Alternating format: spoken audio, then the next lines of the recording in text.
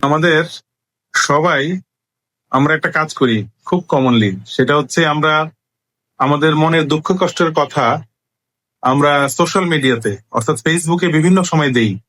আমাদের দুঃখের কথা যখন আমরা দেই, এই দুঃখের কথাগুলা 80% লোক দেখেই না, পাত্তাও দেয় না।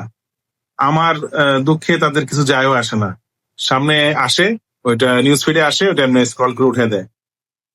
আর যে 20% আছে যারা এটা দেখে এবং খুব খুশি হয় যে খুব ভালো হয়েছে, ভালো হয়েছে, সমস্যা হয়েছে, এবং আমাদের এই কষ্টটা তাদের কাছে ভালো লাগে।